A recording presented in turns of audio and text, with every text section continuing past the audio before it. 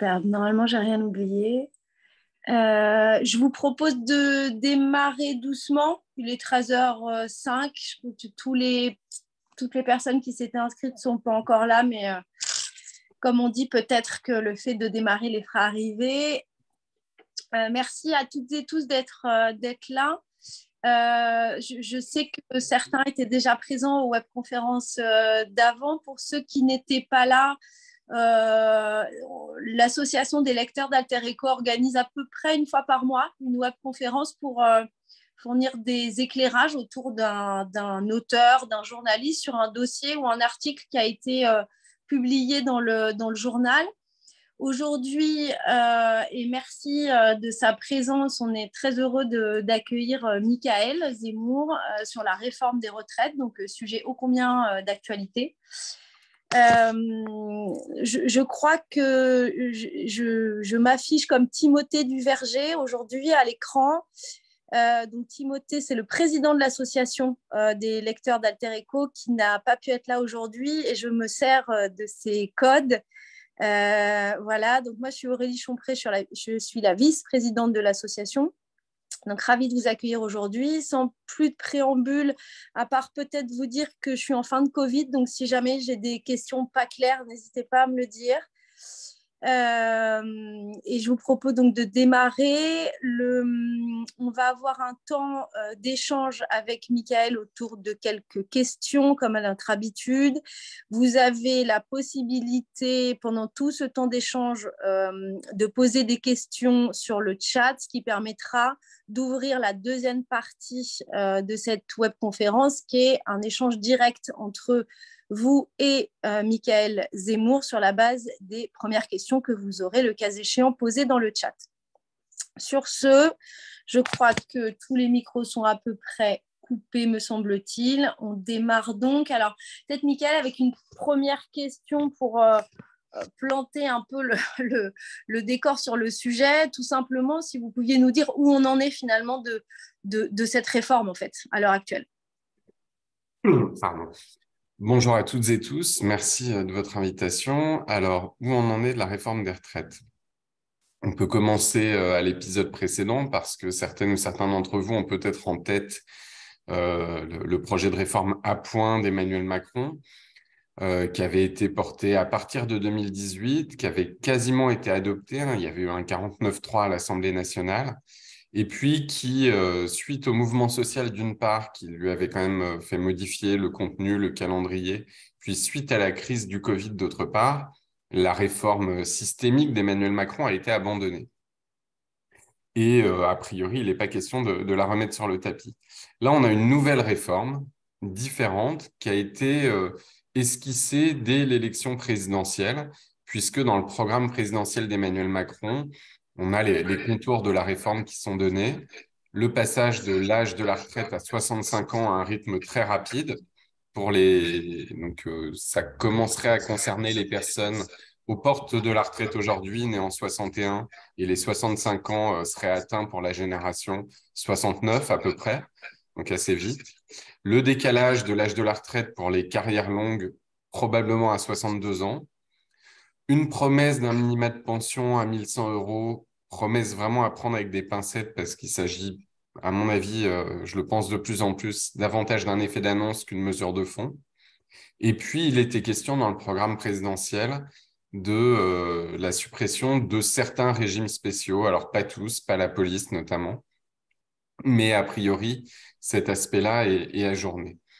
Donc ça, c'est ce qu'il y avait dans le programme présidentiel. Il en a moins été question pendant les élections législatives, sans doute pour des raisons électorales, pour aller vite.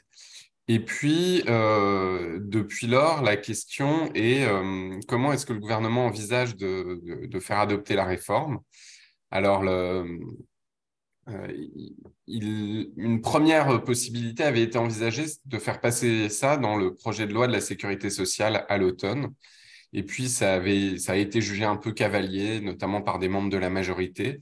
Et donc, le calendrier actuel qui est annoncé, c'est une phase de concertation avec les organisations syndicales qui est en cours, 3 rounds de concertation sur différents sujets.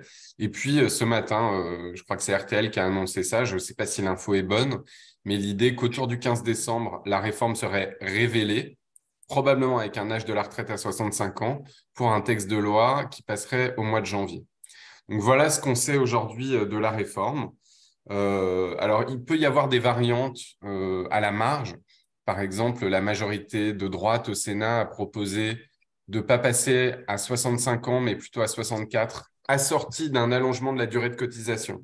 C'est-à-dire, vous savez, il y a 2 leviers pour faire des économies et toucher à l'âge de la retraite. Il y a l'âge légal ou l'âge minimum d'ouverture des droits, l'âge à partir duquel on peut prendre sa retraite, et puis la durée de cotisation pour atteindre le taux plein. Traditionnellement, c'est les 2 leviers qui sont utilisés. La réforme Macron part plutôt sur le décalage à 65 ans de l'âge légal et la droite propose une sorte de cocktail, un âge légal à 64 ans et un allongement de la durée de cotisation plus rapide que prévu. Il n'y en a pas vraiment un meilleur que l'autre. Dans les 2 cas, c'est des réformes assez difficiles pour les assurés, même très dures. Les publics touchés ne sont pas toujours exactement les mêmes. On pourra rentrer dans le détail. Donc voilà où on en est de la réforme et on peut s'attendre du coup à une réforme révélée au mois de décembre et sans doute une bataille des retraites qui commence, y compris avec une très très forte opposition du camp syndical, puisque pour donner un autre élément de contexte, depuis le mois d'octobre, il y a une intersyndicale qui regroupe toutes les confédérations syndicales de salariés et beaucoup d'organisations de jeunesse, tous sur une même opposition finalement, une disponibilité pour discuter des améliorations du système de retraite, mais toutes sur une opposition à des mesures d'âge ou de durée.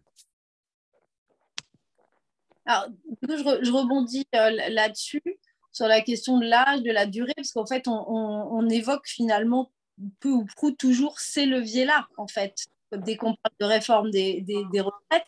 Est-ce que finalement, on peut sortir de ces solutions qu'on pourrait juger un peu éculées, même si on n'est pas sûr de voir quels sont les autres leviers finalement pour garantir aussi la pérennité du financement du système aussi à terme. Mais est-ce qu'il y a, et puis, autre question associée à ça, est-ce qu'il y a des leviers qui sont plus utiles, d'autres qui sont plus raisonnables aussi au regard de la pérennité du financement du système, au regard aussi peut-être quand même des aspirations des gens et puis des réformes qu'on constate par ailleurs, c'est-à-dire reculer l'âge à la retraite, enfin l'âge de départ en retraite, quand on voit par ailleurs qu'on touche en fait à la réforme, dans le cadre de la réforme du chômage, au niveau des allocations, et du coup ça pose d'autres questions quand même aussi quand on sait qu'il y a des difficultés finalement à rester ou à re-rentrer sur le marché du travail quand on s'approche de l'âge légal de départ à la retraite. Voilà, donc un peu toutes ces questions en même temps sur les bons, entre guillemets, les mauvais leviers, s'il fallait parler de manière un peu schématique. Merci de la question qui est super large.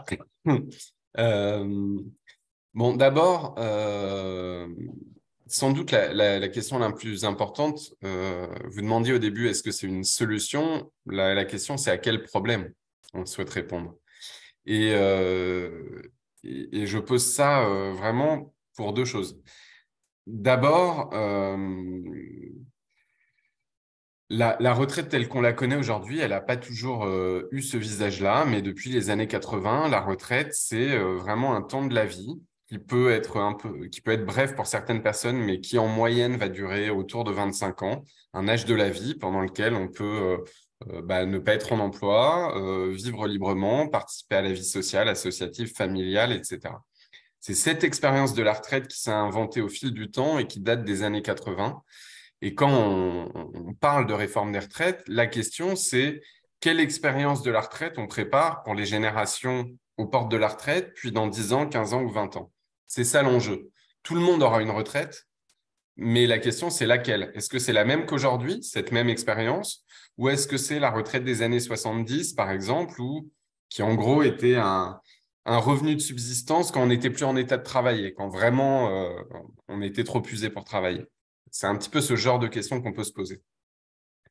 Ça, c'est le premier élément. Deuxième élément, le gouvernement présente sa réforme comme une solution, mais dans les communications les plus sincères, parce que la communication fluctue un petit peu, le projet de réforme du gouvernement n'est pas une réponse à un problème du côté des retraites. Le système de retraite est globalement équilibré financièrement. Il y a un déficit petit qui est prévu pour les années à venir, mais qui est modéré, dont il faudra qu'on reparle. Mais globalement, le système des retraites est équilibré au prix d'ailleurs d'une dégradation du niveau des pensions.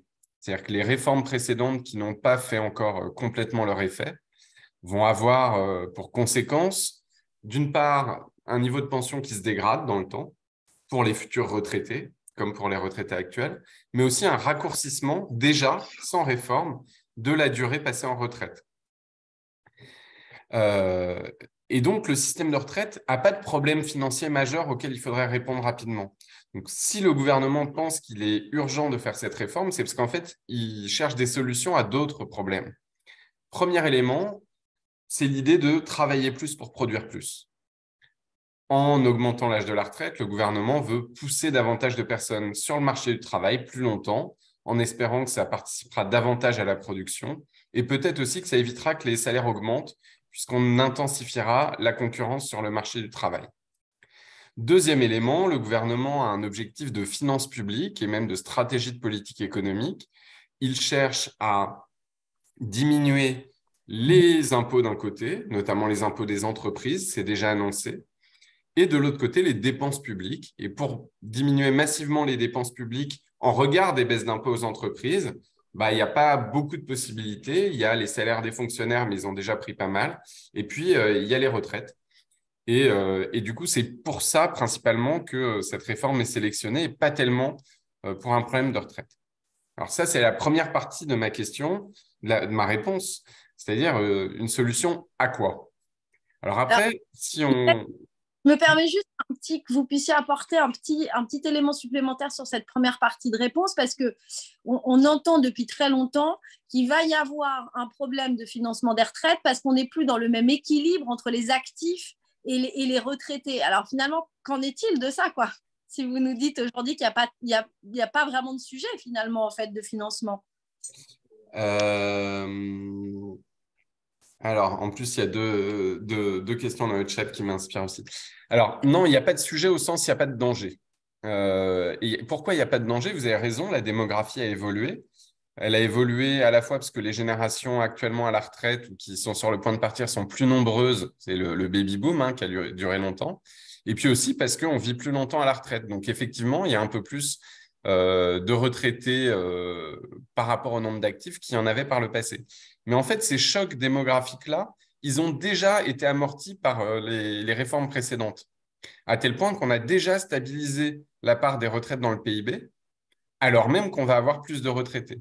C'est-à-dire que la durée de cotisation, elle est passée de 37 ans et demi, il n'y a pas si longtemps que ça, à 43 ans dans à peine quelques années, 42 ans aujourd'hui. L'âge légal de la retraite, il est passé assez rapidement de 60 à 62 ans. Et donc, toutes ces réformes-là, qui ont eu pour effet de diminuer le niveau des pensions et de raccourcir la retraite, elles ont déjà digéré en fait ce choc démographique. Et donc, c'est plus un problème. Et d'ailleurs, il y a une question qui était dans le chat. Effectivement, l'âge effectif de la retraite commence à se décaler et le corps prévoit que l'âge moyen de la retraite atteindra aux alentours de 2040, 64 ans, sans nouvelle réforme, du seul fait des réformes précédentes. Est-ce que ça veut dire que la réforme qui est proposée n'a aucun effet? Pas du tout. Aujourd'hui, il y a plus de la moitié des personnes qui sont en retraite à 62 ans et autour de 60 ans, il y a déjà plus de la moitié des personnes qui ne sont plus en emploi. Voilà. Donc, en gros, il n'y a pas de danger et le choc démographique n'est pas un argument. Pour le dire autrement et de manière plus simple, on a tous en tête l'idée, on vit plus vieux, il faut donc travailler plus longtemps.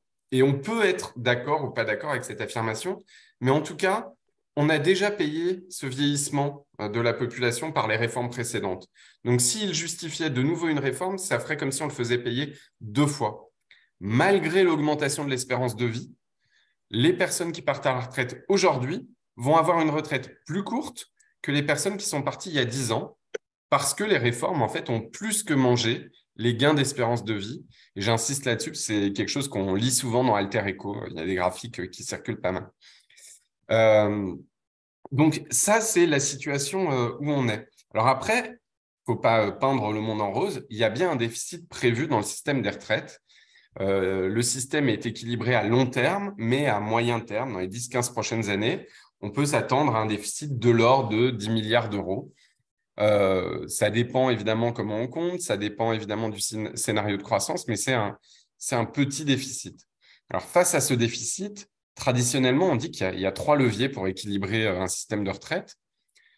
Le niveau des pensions, l'âge effectif de la retraite, donc soit on baisse la retraite des retraités, soit on touche à l'âge effectif de la retraite, c'est l'option qu'a retenue le gouvernement, soit on augmente les recettes par le taux de cotisation ou par d'autres solutions.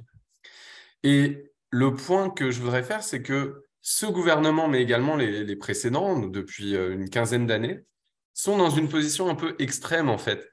On pourrait dire le bon sens, alors je ne sais pas quel est le bon sens, c'est toujours un choix politique, mais on pourrait envisager de faire un mix de ces leviers-là.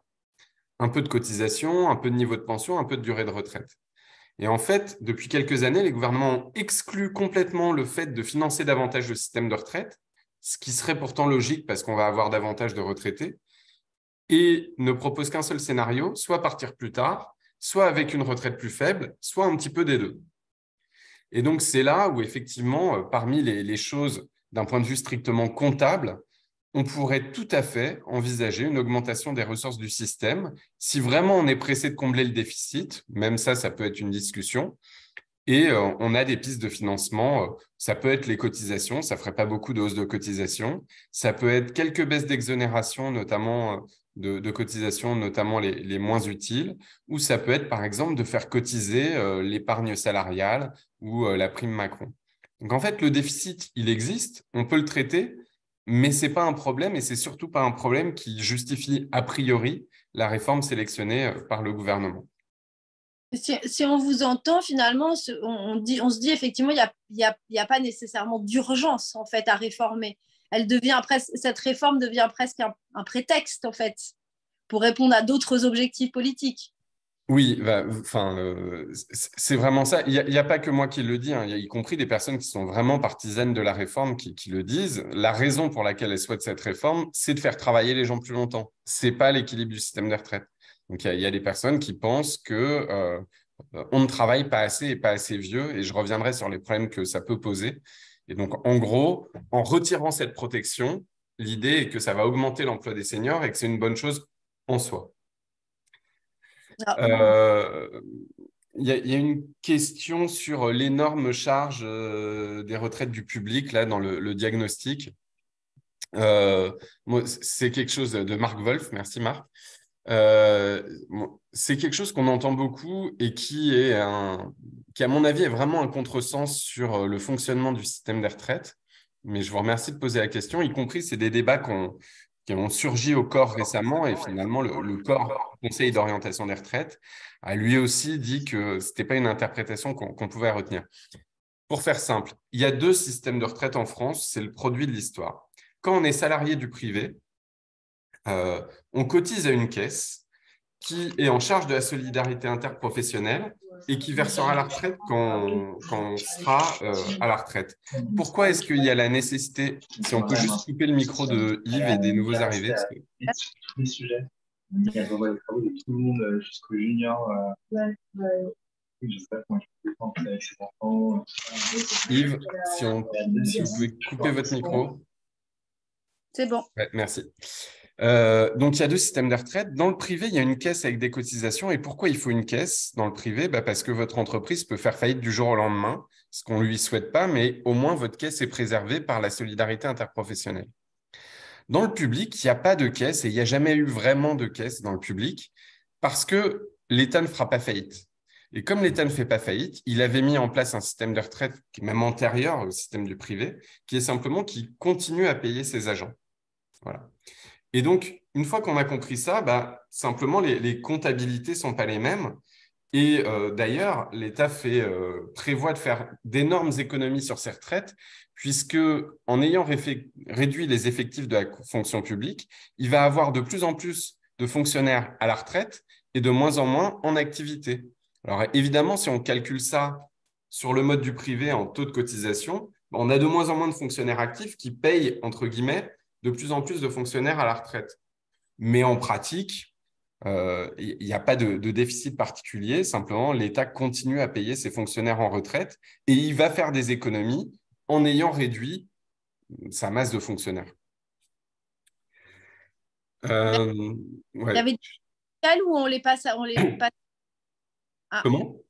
Non, j'étais en train de m'interroger sur le fait qu'on poursuivait sur les questions parce qu'il y a Marc qui continue ou si on les passe après. Peut-être qu'on peut avancer un petit peu et revenir sur ces points-là parce qu'ils sont un petit peu plus spécifiques à la fin, si ça vous va. Ouais, très bien. Moi, je reviens sur peut-être pour la dernière question, peut-être, vu l'heure, après qu'on ait le temps aussi d'échanger, parce que je vois que ça, voilà, D'accord. ça nourrit le chat d'ores et déjà. C'est la question des effets, en fait, du report de l'âge. C'est-à-dire, on discutait déjà un petit peu tout à l'heure par rapport à la réforme du chômage, par rapport au taux d'emploi des seniors. Il y a la question aussi qui est pas qui revient régulièrement sans jamais être complètement traitée, qui est la question de la pénibilité finalement, et aussi des conditions dans lesquelles en fait on travaille, dans lesquelles on arrive en retraite, etc. Est-ce que c'est quoi finalement les effets si on ne joue que sur la variable de report d'âge, sur l'emploi, sur les personnes aussi, sur les conditions de travail, sur les conditions de fin de carrière? C'est quoi les effets concrètement qui sont observés aujourd'hui? Alors, ça, c'est une très bonne question parce que moi, à la fin, c'est toujours une décision politique, mais avant de prendre une décision de politique publique, en particulier une décision d'ampleur comme ça, il est pertinent de se demander quel impact elle aura. Alors, l'impact financier, bien sûr, donc c'est des économies de plusieurs milliards, mais aussi l'impact économique et social. Et on n'a jamais la réponse à l'avance, mais on sait ce qui s'est passé quand on a décalé la retraite de 60 à 62 ans il y a une douzaine d'années, et sur une période de 10 ans. Donc en fait, on a fait la même réforme, mais en plus petit, il y a 10 ans. Et du coup, on peut observer comment la population réagit à ce type de réforme. Et ce qui est vraiment important, c'est qu'il y a deux effets quand vous décalez l'âge légal de la retraite. En gros, il y a deux effets. Il y a une partie des personnes qui sont en emploi à l'âge de la retraite actuelle, donc à 62 ans, et qui, en général, ne souhaitent pas rester en emploi. Peut-être qu'elles peuvent avoir des difficultés de santé et qu'elles préféreraient partir à la retraite. C'est plutôt ce que nous disent les enquêtes. Mais globalement, elles vont trouver des solutions pour se maintenir en emploi. C'est le cas en particulier des cadres, des professions intermédiaires et d'une partie du reste de la population. Et donc, pour ces personnes-là, la question, c'est principalement le fait d'être obligé de travailler 2 ans de plus et à quel prix. Mais il y a une autre partie de la population pour qui la question de la réforme des retraites aura des conséquences différentes. En gros, il y a 30 à 40% des personnes, au moment où elles prennent leur retraite, elles ne sont plus en emploi. Elles sont ce qu'on appelle sans emploi ni retraite. Donc, elles peuvent être au chômage, elles peuvent être au RSA, en invalidité, en maladie. Et cette situation, elle est présente dans toutes les professions, mais elle est particulièrement présente chez les employés, encore plus chez les ouvrières et chez les ouvriers. Et on sait d'expérience de la précédente réforme que pour ces personnes-là, décaler l'âge de la retraite, c'est pas changer les comportements, c'est allonger la période sans emploi ni retraite. Donc, Donc allonger la période de chômage, allonger le RSA, reporter. Et donc, d'un côté, on va avoir une difficulté au travail, peut-être avec les troubles de la santé, mais de l'autre côté, on va avoir un allongement du sas de précarité entre emploi et retraite, et peut-être une précarité encore amplifiée par le fait qu'on vient de modifier les règles d'assurance chômage pour la rendre moins protectrice. Et donc, moi, une de mes inquiétudes à très court terme, si la réforme était appliquée, c'est une très forte augmentation de la précarité des seniors parmi les personnes qui sont plus en situation de travailler dès l'âge de 59 ans, à peu près. mais est-ce que finalement, alors on entend bien là, avec votre réponse que sur le plan humain, a priori, à part renforcer des inégalités déjà présentes, on ne voit pas très bien l'utilité de ce choix-là, de report de l'âge. Mais même sur le plan financier, parce que est-ce qu'on peut dire Alors, certainement que les calculs ont été faits, mais est-ce qu'il n'y a pas finalement un déport sur le plan financier sur les allocations chômage, le RSA, etc., si on renforce en fait ce sas de précarité? C'est-à-dire, est-ce que les économies qu'on essaie de faire d'un côté, on ne va pas les perdre de l'autre finalement? Alors, qu'on soit bien clair, hein, il y a un vrai intérêt. Il y a un vrai intérêt. Je veux dire, si on décale l'âge de la retraite, ça produit des effets. Donc, on va avoir des centaines de milliers de personnes qui vont être en emploi 2 ans de plus et qui ne se feront pas payer 2 ans de retraite. 2 ou 3 d'ailleurs, 2 ou 3 années de plus. Donc, ça produit des effets, on en est certain. On augmente le taux d'emploi des seniors. Ce qu'on ne sait pas bien, c'est dans quelle mesure il y a une concurrence entre ces seniors qui restent en emploi et les autres embauches. Elle n'est pas complète, c'est-à-dire que ce n'est pas du 1 pour 1, mais il peut y avoir une petite éviction, par exemple dans la fonction publique, où on ne va pas remplacer des gens parce qu'ils seront toujours là. On ne sait pas exactement les ordres de grandeur. Financièrement, à très court terme, et c'est sans doute ça qui intéresse le plus le gouvernement, décaler l'âge de la retraite, ça rapporte beaucoup parce qu'il y a 2 ou 3 années de retraite qu'on ne va pas payer là tout de suite. À moyen terme, ça rapporte, paraît-il, un petit peu moins parce qu'en partant un peu plus tard, les droits à retraite peuvent être un peu plus élevés et donc, finalement, les économies sont très fortes au début et un peu moins fortes après. C'est un peu l'inverse quand on joue sur la durée de cotisation où les économies sont plus fortes à long terme et plus faibles à court terme. Le choix du gouvernement peut nous indiquer que peut-être c'est les économies à court terme qui l'intéressent davantage. Donc, il y a vraiment des économies à faire. Mais par contre, ce que vous dites est vrai aussi, c'est-à-dire que du côté finances publiques, on va gagner de l'argent en ne payant pas des retraites, en prélevant davantage d'impôts et de cotisations sur les personnes qui restent en emploi. Et donc, il y a des économies à faire.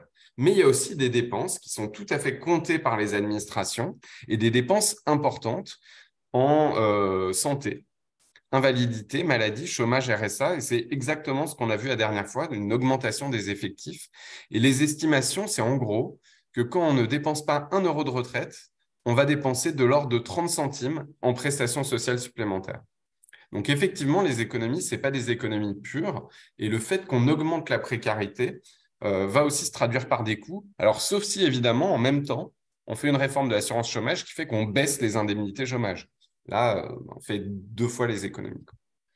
2 fois des économies, mais en matière de santé, par exemple, en se projetant un tout petit peu non pas à 60 ans, mais peut-être à 70 ou 80 pour ceux qui ont la chance d'atteindre ces âges-là. Tout n'est pas que finances publiques, entre guillemets. C'est-à-dire qu'on se retrouve quand même potentiellement demain avec un taux de pension qui est plus bas, d'une part, et par ailleurs, une charge en matière de santé qui de toute façon va croître en fait et jouer sur le pouvoir, sur le reste à vivre d'une certaine manière en fait quand même des ménages, parce que ne serait-ce que la partie complémentaire qui n'est pas prise en charge par la Sécu sur le plan de la santé, de toute façon en fait va croître dans le poids finalement des dépenses des ménages. Alors, pour les personnes qui pourront rester en emploi, le montant de la retraite sera soit le même. Ça va être le cas notamment pour les femmes qui utilisaient les majorations de durée d'assurance ou les personnes qui avaient prévu de surcoter et qui vont perdre le bénéfice de ces dispositifs avec le décalage de l'âge. Je pourrais revenir dessus. Soit une pension un peu plus élevée parce qu'on aura un peu plus de points, cotisé un peu plus longtemps. Donc, le montant de la pension, a priori, c'est soit le même, soit il augmente, sauf s'il y a des mesures de durée de cotisation, auquel cas le montant des pensions pourrait même diminuer. Après, en termes de raisonnement global sur l'état de santé, etc., c'est certain que, aujourd'hui, ce qu'on sait des études différentes, c'est que la retraite protège. Elle protège financièrement les plus modestes. C'est-à-dire qu'il y a une partie de la population dont le niveau de vie s'améliore en passant à la retraite, les 40% les plus modestes, alors que pour le reste de la population, le niveau de vie décroche. Pas énormément, mais il diminue quand on passe à la retraite. Donc, la retraite protège financièrement et la retraite protège aussi du point de vue de la santé. Il y a des études assez précises qui montrent ça, à la fois que le taux d'incapacité diminue légèrement après l'âge de la retraite. Et puis, pour les personnes qui ont été exposées à des facteurs de pénibilité psychique ou physique, le passage à la retraite va avoir tendance même à soigner un peu. C'est-à-dire, en gros, à limiter la durée d'exposition. Voilà. Et donc, effectivement, tant que le travail ne s'est pas amélioré en termes de conditions, d'organisation du travail, etc., on peut s'attendre à une dégradation des conditions sociales et des conditions au travail par le décalage de l'âge de la retraite. Très bien. Merci beaucoup, Mickaël. Alors, j'essaie de reprendre en même temps les questions qu'il y a sur le Si chat. vous voulez, je peux juste revenir sur la question de Marc, puisqu'on y était tout à l'heure. Ouais, volontiers.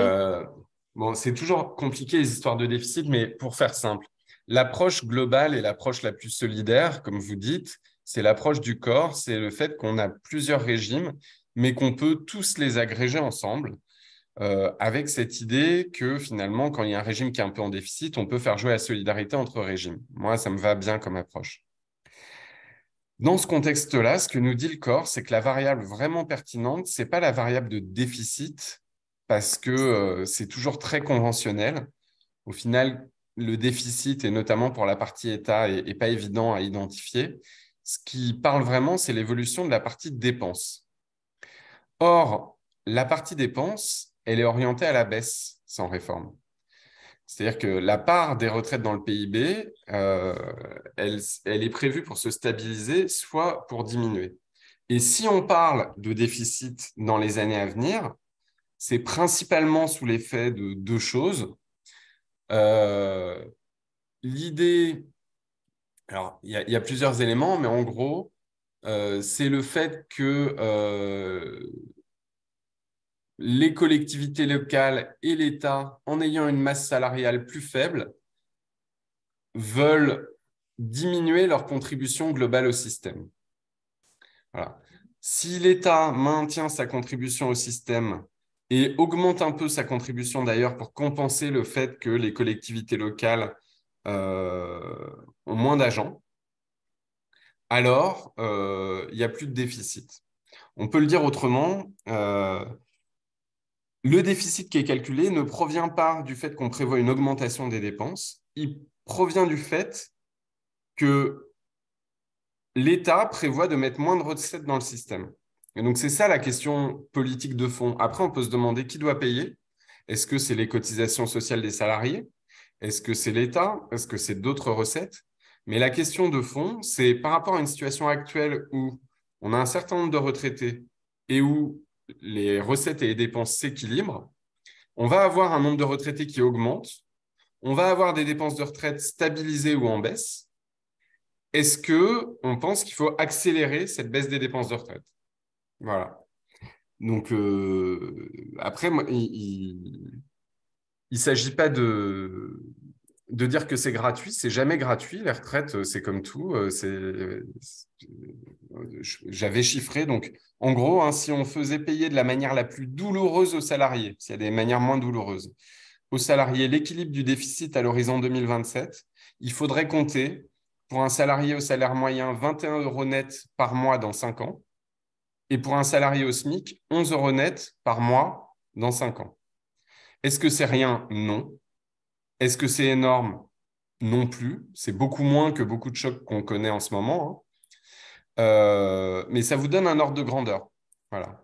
Et quant à la baisse de la masse salariale des administrations publiques, en fait, c'est lié notamment aux hypothèses sur le taux de prime. En fait, la masse salariale éligible aux retraites baisse parce qu'on rémunère de plus en plus les fonctionnaires par des primes. Et pourquoi on rémunère de plus en plus les fonctionnaires par des primes? Pour faire des économies sur les retraites.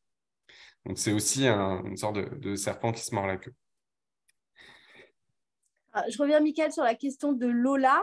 Ouais. Sur l'espérance de vie. Elle dit, n'y a-t-il pas une contradiction entre les discours qui avancent que chaque génération va vivre plus longtemps et en bonne santé par ailleurs que la précédente, ce qui justifierait une réforme, et ce que l'on connaît sur les effets du dérèglement climatique, notamment sur l'espérance de vie et la bonne santé générale de la population.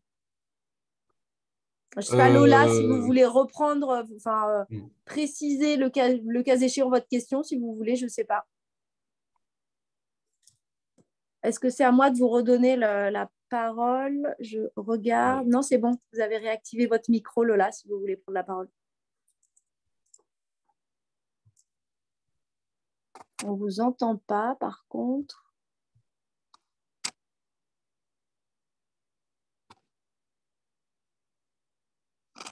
Je ne crois pas que je puisse faire quoi que ce soit pour votre micro, Lola. Vous m'entendez? Oui, parfait. Super. Oui, c'était parce que je me demandais si des fois il n'y avait pas des contradictions sur certains chiffres qui étaient avancés, notamment sur le fait qu'on a l'impression que l'espérance de vie augmente moins maintenant, voire stagne aussi dans certains pays, et qu'on a quand même, j'ai l'impression, certaines études sur le niveau de vieillir en bonne santé, par exemple, qui sont presque plutôt assez inquiétants par rapport à ce qui est prévu.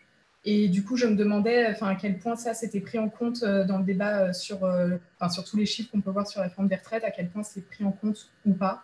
Et puis, d'un point de vue un petit peu plus pratique sur les conditions de travail, c'est-à-dire que si on a plusieurs canicules à 42 degrés l'été, est-ce que c'est vraiment envisageable de demander à des personnes de 65 ans, 66, 67 ans de travailler? C'était plus pour faire un peu le lien avec ces deux éléments-là qui, j'ai l'impression, sont des fois un peu présentés de manière contradictoire. La question est très bonne. On peut penser aussi à l'épidémie de Covid, où on voit bien que en gros, c'était la barrière de 60 ans qui était vraiment une barrière pour signaler les personnes les plus à risque. Et donc, c'est antérieur à l'âge de 65 ans. Alors, non, ce n'est pas pris en compte aujourd'hui. Quand on parle d'espérance de vie, l'espérance de vie, c'est une statistique qui ne prévoit pas du tout l'avenir. C'est une sorte de photo instantanée de ce qui se passe aujourd'hui. En fait, quand on compte votre espérance de vie, par exemple, à 35 ans ou à la naissance ou à 60 ans, on regarde toutes les personnes à tous les âges et le risque de décès à chaque âge. Et on imagine que vous, aujourd'hui, dans tous les âges que vous aurez par la suite, si vous avez 35 ans, 36, 37, 38, etc., vous aurez la probabilité de décès qu'on constate à ces âges-là. Autrement dit, quand on calcule une espérance de vie, on ne prévoit pas du tout l'avenir, on fait un état de la situation actuelle. Que nous disent les statistiques d'espérance de vie? Elles nous disent que la durée de vie a eu tendance à s'allonger, qu'elle s'allonge de moins en moins vite. On n'est pas encore à la stagnation, elle s'allonge de moins en moins vite. Alors, il y a eu un effet du Covid, évidemment, qui ne change pas grand-chose à l'équilibre des retraites, mais qui se voit un peu dans les statistiques d'espérance de vie. Voilà. Et donc, ce que vous dites, c'est-à-dire anticiper les changements dans 10 ou 20 ans, ce n'est pas intégré dans les statistiques puisque pour l'instant, ça n'est pas observé. Est-ce que ça veut dire qu'on ne doit pas le prendre en compte? Non, ça ne veut pas dire ça du tout, mais ce n'est pas dans les données. Ça pose deux questions, hein. Ça en pose même beaucoup plus. Ça pose la question des conditions de travail dans un contexte de dégradation ou de catastrophe climatique. C'est sûr. Ça pose aussi la question de finalement la volonté de travailler plus à tout prix. C'est-à-dire travailler plus si c'est pour augmenter, par exemple, les émissions de polluants ou de gaz à effet de serre, peut-être que les externalités sont négatives. Et puis, le dernier point que je voulais souligner, mais je l'ai déjà dit tout à l'heure, sur les gains d'espérance de vie. C'est-à-dire que les gains d'espérance de vie, si c'est l'argument de la réforme, ils ont déjà été consommés par les réformes précédentes. Donc, en gros, si on veut faire une réforme des retraites, ça veut dire qu'en gros, on considère que les retraités d'il y a 10 ans ont une trop bonne retraite, à la fois trop longue et trop généreuse. C'est ça l'implicite.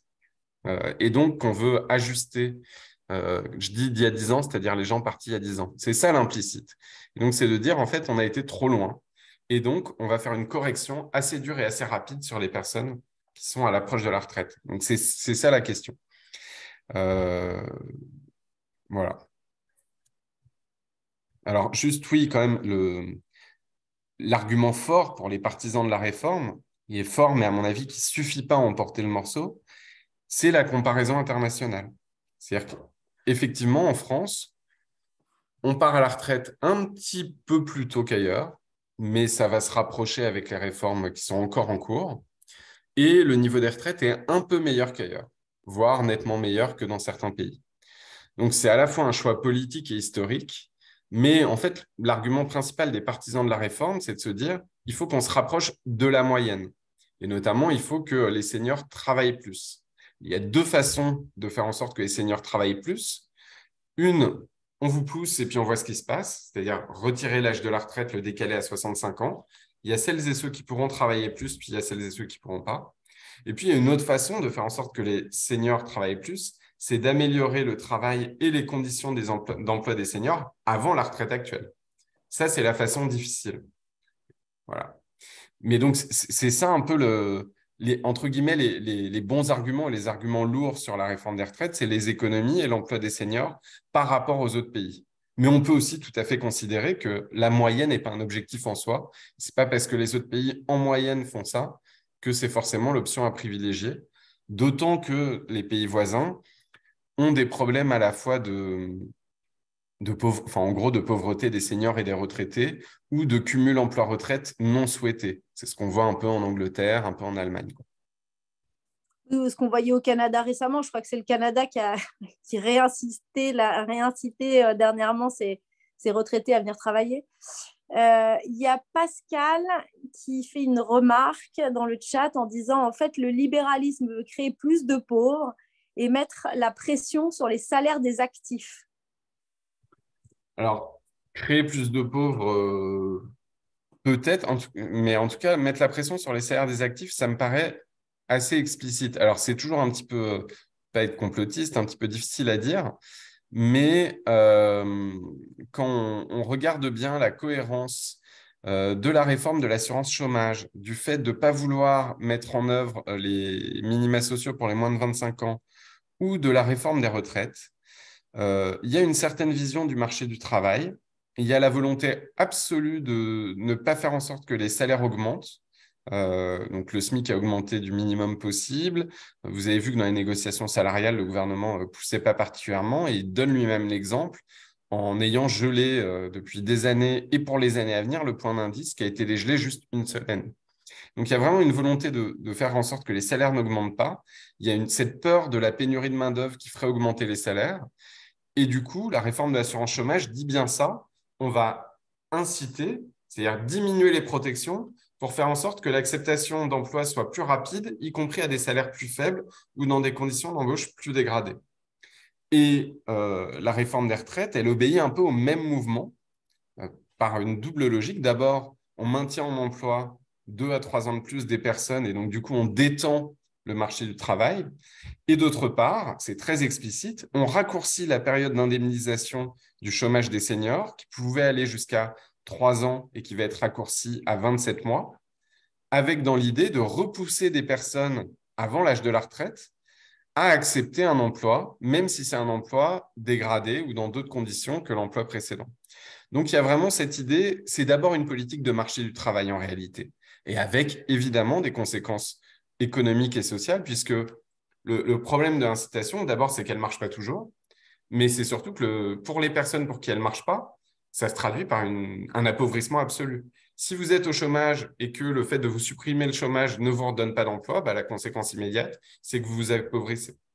Donc, c'est vraiment ça le schéma. Alors, la version optimiste du gouvernement, c'est que ça déclenche un cercle vertueux de l'emploi, des emplois à bas coût, et que du coup, ça génère de la croissance et de l'enrichissement. C'est un sacré pari pour lutter contre les inégalités. Je me fais l'écho de... Alors, il y en a plusieurs qui arrivent en même temps. Donc, j'essaie de reprendre dans l'ordre. David qui dit « Ce qui n'est pas suffisamment expliqué, c'est finalement la différence entre l'âge légal et le taux plein. C'est-à-dire augmenter l'âge légal à 65 ans, c'est en fait augmenter l'âge de départ à taux plein à 67 ou 68, voire plus compte tenu des carrières fractionnées. » Bon, alors ça, c'est un peu l'enjeu des discussions parlementaires actuelles. Pour l'instant, la version du gouvernement, c'est on ne touche pas à la durée de cotisation, on ne touche pas à l'âge d'annulation de la décote. Donc, quand vous n'avez pas tout votre trimestre, il faut attendre 67 ans pour ne pas subir la décote. On ne touche qu'à l'âge légal. Et ça répond aussi à d'autres questions dans le chat. Si le gouvernement s'en tient à ça, les conséquences, ça sera essentiellement d'empêcher les personnes qui souhaitaient partir plus tôt de le faire.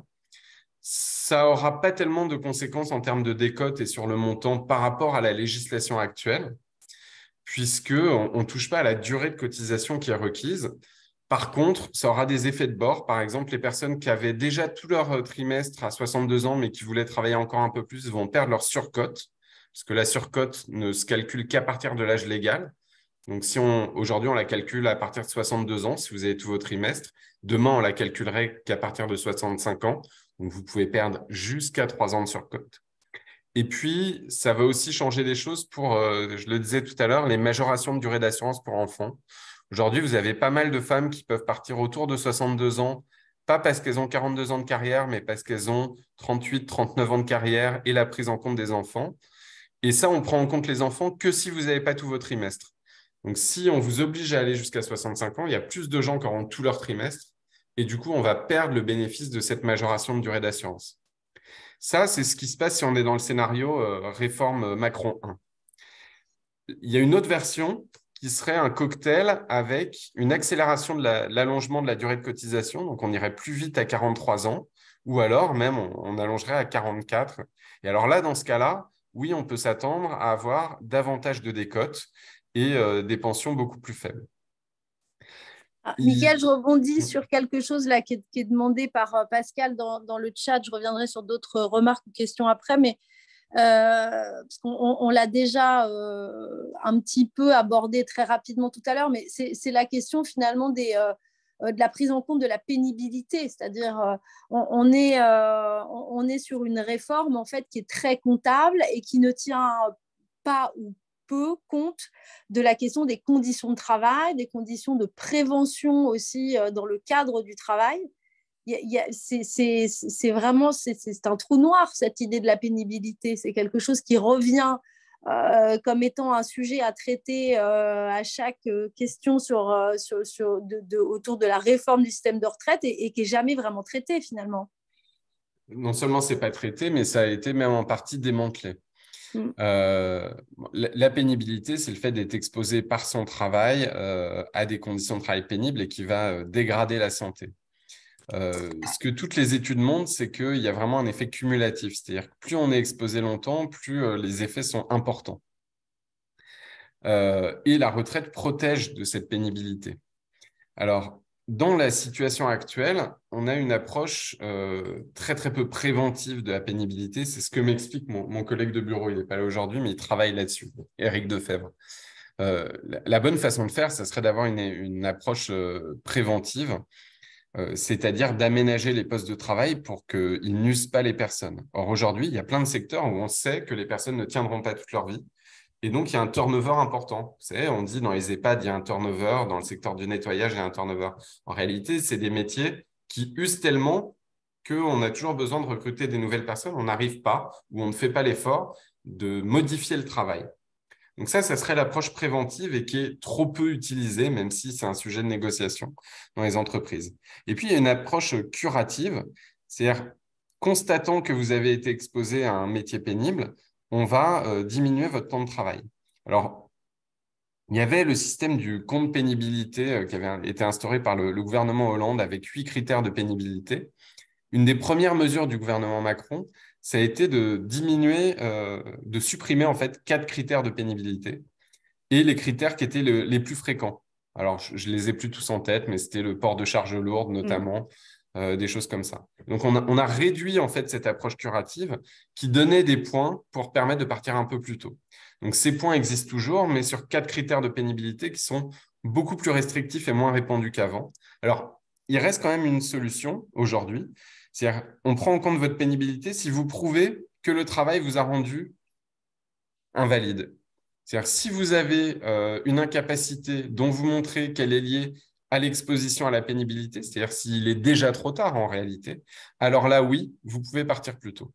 Ça, c'est la législation actuelle. Alors, le gouvernement, sentant bien le problème de l'emploi des seniors, avait fait de cette pénibilité et de l'emploi des seniors le premier thème de la concertation.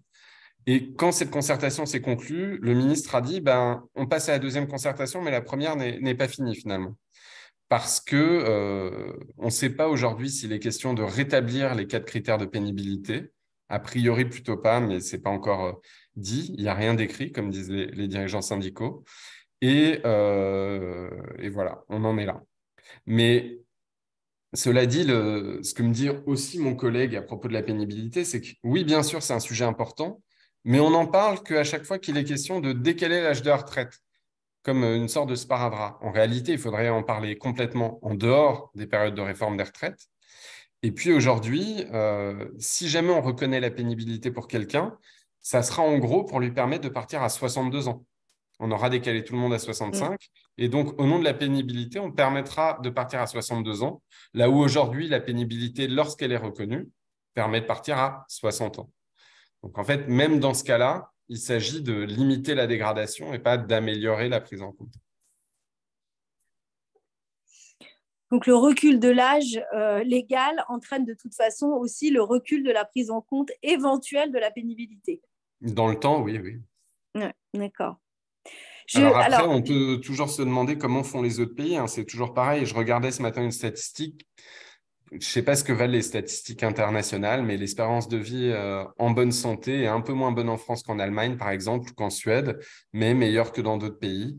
Et puis, il y a d'autres enquêtes qui nous montrent que le travail semble particulièrement dur en France. Alors, est-ce que c'est des effets de questionnaire ou est-ce que c'est la réalité du travail? Il y a quelque chose qui se joue de ce côté-là. Alors, il est 2h moins 3, très exactement, en tout cas sur mon téléphone. Donc, j'imagine que c'est la même chose sur les vôtres. Je ne suis pas sûre qu'on ait le temps de reprendre une question, d'autant qu'à cette heure-là, l'expérience nous apprend que les gens commencent à partir pour ceux qui ont des réunions à 14h. Peut-être juste Pierre quand même qui rebondissait sur une dernière question, peut-être Mickaël pour vous. Pierre disait, si j'ai bien compris, même si j'ai bien compris, pardon, qu'on n'était pas sur du 1 pour 1, combien coûte un an de recul de l'âge en nombre d'emplois non disponibles pour les jeunes? Vraiment, on n'en sait rien. C'est-à-dire que c'est le sujet, par exemple, qui n'a pas été bien étudié quand on est passé de 60 à 62 ans, alors qu'on aurait dû le faire. C'est-à-dire qu'il y a il y a quelques études dans d'autres pays qui trouvent des effets. C'est-à-dire qu'en maintenant les seniors en emploi, ça fait un peu moins d'emplois pour les jeunes. Il y a d'autres études qui n'en trouvent pas, et notamment en France, dans les années 80, quand on a permis aux gens de partir plus tôt à la retraite, on n'a pas vu d'amélioration de l'emploi des jeunes. Ma conviction aujourd'hui, c'est que on n'a pas bien cherché, parce que quand on réfléchit un petit peu sectoriellement, et notamment dans la fonction publique, il y a forcément des endroits où ça doit jouer, et notamment parce que les ordres de grandeur sont très importants. Une génération de retraités, c'est 700, 800 000 personnes. Donc, si vous rajoutez sur le marché du travail 3 x 8, 24, à peu près 1 million, 1,5 million de personnes qui vont réussir à rester en emploi en moins de 10 ans, c'est dur de penser que ça n'a aucun effet sur le reste du marché du travail. Les modèles macroéconomiques prévoient qu'à court terme, ça crée du chômage, mais c'est que des modèles prédictifs. Voilà, donc je n'ai pas de coût, mais en tout cas, ce qui est sûr, c'est que les modèles macroéconomiques, que ce soit ceux de Bercy et ceux de l'OFCE, prévoient que si on fait la réforme des retraites, à court terme, ça crée du chômage et un peu de récession, et qu'à long terme, parce que c'est des modèles qui s'équilibrent toujours à long terme, on ne sait pas comment, mais c'est dans le modèle, les choses s'ajustent et finalement, les seniors supplémentaires sont absorbés. Dans la réalité, on ne sait pas ce qu'il en est. C'est un peu un point aveugle des connaissances économiques. Merci beaucoup, Mickaël, pour tous ces éclairages, pour le temps que vous avez pris avec nous aujourd'hui. Merci à vous. Merci à toutes et tous d'avoir participé à cette conférence. Moi, j'ai trouvé très éclairante. Et puis, on se retrouve certainement le mois prochain. Je crois que j'ai déjà perdu la date, mais je crois qu'il y a quelque chose le 6 décembre, si je ne dis pas de bêtises. Annie saura peut-être mieux que moi ou sera plus précise. Donc, c'est assez vite. Et puis, vous aurez l'enregistrement prochainement que vous retrouverez sur les réseaux sociaux. Donc, n'hésitez pas à le guetter. Voilà. Au revoir. Merci beaucoup. Bon après-midi à tous.